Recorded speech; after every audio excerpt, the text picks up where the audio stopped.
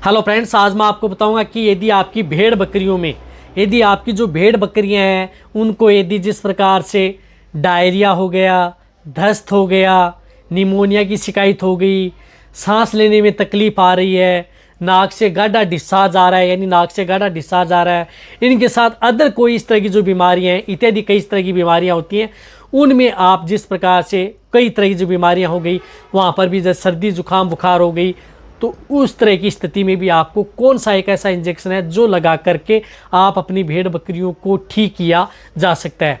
तो आज की वीडियो के अंदर मैं आपको जहाँ तक हो सकता है उस इंजेक्शन के बारे में बताने की कोशिश करूँगा।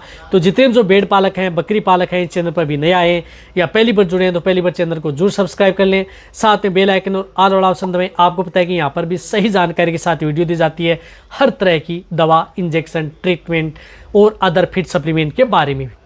देखो, यदि आपकी भेड़ बकरियों में जिस प्रकार से मौसम चल रहा है, बैक्टीरियल इन्फेक्शन आपकी भेड़ बकरियों में सबसे ज़्यादातर देखने को मिल सकता है। तो भेड़ बकरियों में जैसे नाक से पानी आ रहा है, निमोनिया की शिकायत हो गई, सांस लेने में तकलीफ हो रही है, सांस के साथ घर की आवाज़ कर रही है। इसी के साथ साथ यदि आपकी भेड़ बकरियों में जिस प्रकार से कोई मेस्टाइटिस हो गया, थनैला रोग हो गया, या कोई किसी तरह की बच्चेदानी में इन्फेक्शन हो गया, या अदर यदि आपकी भेड़ बकरियों में जिस प्रकार से कोई और इन्फेक्टेड हो गई हैं, और ज़्यादातर जो भेड़ बकरियाँ डायरिया, दस्त, जो भेड़ बकरियों में डायरिया हो गया है, दस्त हो रहा है, रुक नहीं रहा है, आपने कई दवा इंजेक्शन यदि आपने उपयोग में ले लिए फिर भी भेड़ बकरियों में डायरिया दस्त नहीं रुक रहा है, तो उस स्थिति में आप उस तरह के इंजेक्शन का उपयोग आप अपनी भेड़ बकरियों में करा सकते हैं और बहुत ही अच्छा रिजल्ट वह इंजेक्शन अपनी भेड़ बकरियों में देता है। देखो, जो भी मैं कोई भी इंजेक्शन यदि आपको भेड़ बकरियों के बारे में बताता हूँ वह इंजेक्शन आपको क्रिटिकल स्टेज है या जिस तरह के सिम्टम्स हैं उसी की स्थिति में आपको इन इंजेक्शन का उपयोग करना है। तो इसके लिए जिस प्रकार से वह इंजेक्शन आता है लिवोफ्लोक्सासिन इंजेक्शन। अब लिवोफ्लोक्सासिन इंजेक्शन भी आता है, लिक्विड में भी आता है। तो आप लिवोफ्लोक्सासिन इंजेक्शन आता है उस इंजेक्शन का उपयोग कर सकते हैं। जिस प्रकार से वेटोकोनाल का मेरीफ्लोक्स आता है जिसके अंदर लिवोफ्लोक्सासिन 10% आता है। तो ये इंजेक्शन ब्रॉड स्पेक्ट्रम एंटीबायोटिक है, यानी ये ग्राम पॉजिटिव और ग्राम नेगेटिव दोनों बैक्टीरिया पर काम करता है। और जो भेड़ पालक करते हैं या बकरियों का व्यवसाय करते हैं वहाँ पर ये इंजेक्शन बहुत अच्छा रिजल्ट देता है यदि सही तरीके से यदि आप इन इंजेक्शन का उपयोग करवाते हैं। तो ये इंजेक्शन जैसे मैंने बताया कि gram positive, gram negative bacteria पर काम करता है। ये बैक्टीरिया को किल कर देता है, ख़त्म कर देता है।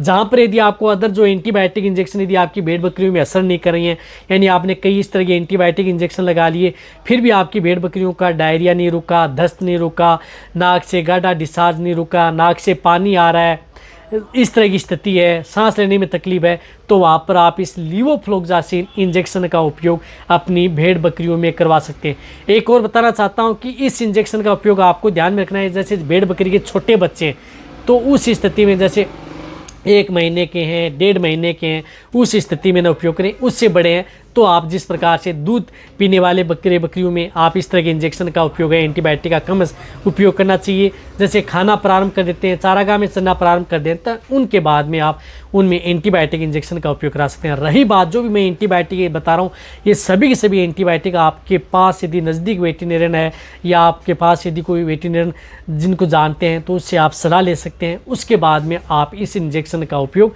करवा सकते हैं।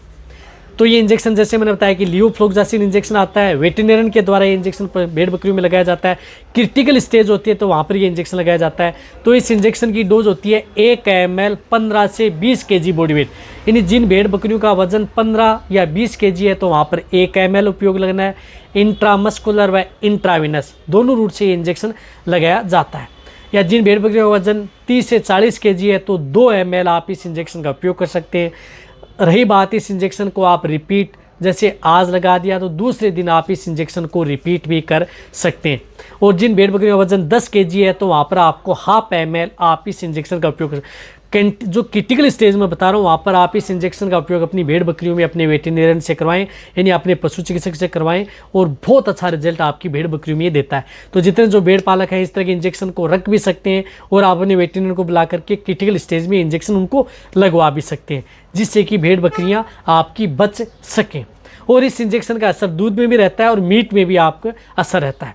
और जो ये प्रेग्नेंट बकरियां हैं, ग्याबिन बकरियां हैं, तो ग्याबिन बकरियों में आप इस इंजेक्शन का उपयोग ज़्यादा नहीं करना चाहिए और वैसे आपको नहीं करवाना चाहिए क्योंकि दिक्कत खड़ी कर सकता है। तो जो गैप भी नहीं है वहाँ पर आप इस इंजेक्शन का, बकरे हैं या नॉन है उनमें आप इन इंजेक्शन का उपयोग करवाया जा सकता है। तो बहुत इस तरह जो भेड़ पालक है उनके कमेंट्स आ रहे थे, सर लिवोफ्लोक्सासिन इंजेक्शन के बारे में बताएं। तो आज को हमने आपको लिवोफ्लोक्सासिन इंजेक्शन के बारे में सही जानकारी दी है, शॉर्ट में बताने की कोशिश की है कि आपकी भेड़ बकरियों में ये इंजेक्शन क्या क्या काम कर सकता है।